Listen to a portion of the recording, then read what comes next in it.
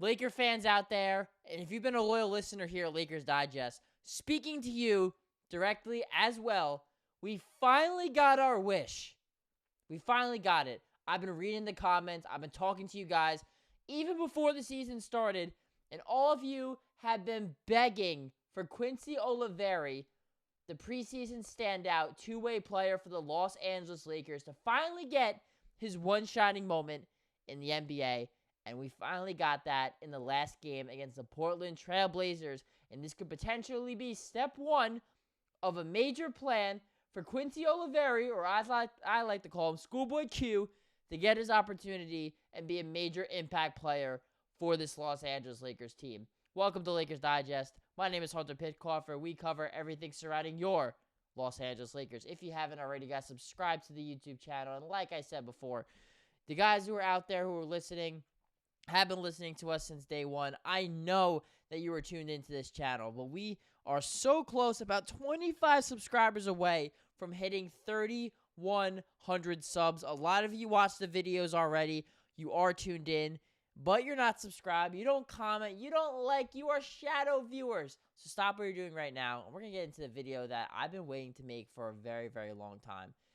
This changes everything for the Los Angeles Lakers, and like I said, guys, our boy, Schoolboy Q, Quincy Olivari, finally got his opportunity to play in a real NBA regular season game, and this is what we got out of him. 3 points in the game in 8 minutes that he got to start off the second quarter.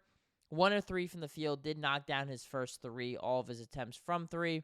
1 turnover in the game as well, so obviously did not light up the stat sheets at all in his first performance, and people might be complaining and stuff like that, but there are some positives, there are some negatives to take away from this game. I thought he was aggressive. That's what I like to see at him, and that's what I was impressed with Olivari ever since he wore the purple and gold, even in the preseason, and even in the summer league when it was, he wasn't even guaranteed a roster spot. He's aggressive out there, but it's not an aggressiveness that seems reckless, and he's just kind of shooting it just to shoot the ball. Like, it's calculated. He's taking the right shots. He doesn't seem frazzled or afraid by the moment. He's 23 years old as a rookie. It's a bit on the older side. However, that doesn't mean he has a lot of in-game experience in college. He played 4 seasons there, including one his final year at Xavier, the others at Rice University. So he's always slowly making his way up the ranks, whether it was not being highly ranked coming out of high school, whether it was having to play ball at a smaller school in Rice, then moving up to play in the Big East at Xavier, to finally getting an opportunity in the NBA and Summer League, to moving up into the South Bay Lakers, earning a 2-way deal, and now finally gets his chance to play with the big boys in the NBA. And I will say this too, guys. A lot of this happened due to injuries, of course. It's always a next man up mentality. Austin Reaves still dealing with that left pelvic contusion from, or I'm saying that right, that he suffered after falling really hard on his back against Oklahoma City Thunder. Contusion, not intusion. I'll get my medical terms right here. And he's not played since that game. LeBron sat his first game of the season out due to rest. He said he was aiming to play all 82. I'm glad that him and JJ and that staff realized that, hey, maybe that's not the best idea for someone in year 21 to be going out there and doing that. But we all know LeBron, like, you're the Iron Man, bro. Like, ain't no one down you, Bron. Ain't no one down you. And then, of course, trying to think who else. I guess it was only major guys out. I mean, Jackson Hayes is out, but that's not really going to affect too much with Olivari's minutes. But no Jalen Hood-Schifino, so he wasn't going to get that opportunity. But Olivari finally got the opportunity to come out here, play, showcase himself. I thought defensively, I loved. He's been doing it since he was with the South Bay Lakers. He presses all 94 feet and makes it tough on guards. I thought he got beat in a couple ball screens. I would have liked to have seen him go over the top a little bit more aggressive, but it seemed like throughout that second quarter, he was getting a little bit more adjusted out there defensively and fighting through screens a little bit better. So that was something that I want to see him do a little bit better of. But again, only 8 minutes of play, guys. I do wonder if it's going to keep up. Gabe Vincent, I've been calling him Cardio Gabe all season. I know you guys in the comments have been screaming for the Lakers to play Olivari over Gabe Vincent, but Vincent has played a little bit better these last few games, and clearly JJ trusts him, at least bare minimum on the defensive side of the ball. And again, with some of these guys hurt, it's looking more and more likely that Gabe Vincent's going to keep playing some pretty impact minutes. In fact, starting over D'Angelo Russell in this one again for the second straight game for the Lakers. But kind of just most importantly, guys, again, we're a little bit short on content here. Not much is going on in Lakers land, at least the last 24 hours. But I did really want to make a video on Olivari because I just want to bring up this point too. Follow your dreams, period. Like, someone like him, someone like the late, great Kobe Bryant right behind me, it's just follow your dreams. And I think for me, I'm not going to sit here and lecture you guys, but Quincy Olivari is doing exactly that. And I love what he said after the game here. Just wanted to share with you guys as well, saying how much it meant to him. His dad was also at the game too, so really cool that his pops was there to see him play his first game, and talking about how he would go to NBA games as a kid. He grew up a Golden State Warriors fan, but Phillips Arena, if I'm not mistaken, it's actually Atlanta, sitting in the 300 section, and just talking about how this was his dream. This is what he wanted to do. And he finally got that moment, got to share it with his dad. And he dreams big. And that passion that Quincy Olivari plays with, it clearly translates onto the basketball court as well. And he was talking about here how he actually didn't really know he was going to play today until this morning. When JJ called him and said, you're playing. And he was active on the roster and tried his best to stay with his routine. I guess like many people, 23 years old, he's playing video games. He's on the game. Listen to Lil Baby. His Falcons lost. I'm not upset about that. I'm a Panther fan. Keep pounding. But, and him just really having that opportunity, in my opinion, is just so, so dope. Because a lot of these players, I mean, sometimes you don't really realize it, but they work their entire lives to get that opportunity. And I always wanted to go to the NBA growing up. Unfortunately, I wasn't blessed with that kind of athleticism. But, following your dreams, man, like, you just don't know where the game of basketball or whatever your passion is going to take you. I mean, it took me at least to cover my favorite team that I've rooted for my entire life with Lakers Digest here with the Los Angeles Lakers. So if you're out there, maybe you're a little bit of a younger viewer, don't give up on your dreams, man. Even if people doubt you, they don't believe you, like, if you think it's going to happen, if you put in the work, I'm telling you it's going to happen. And even outside of Olivari, just that speech talk, like, he really plays with his heart on his sleeve. Like, you see it out there too. Like, he plays like he's never going to get an opportunity again. Like, he plays his absolute you-know-what off. And it's impressive to see. And that type of passion, you can't fake that kind of passion, guys. Like, he clearly has it.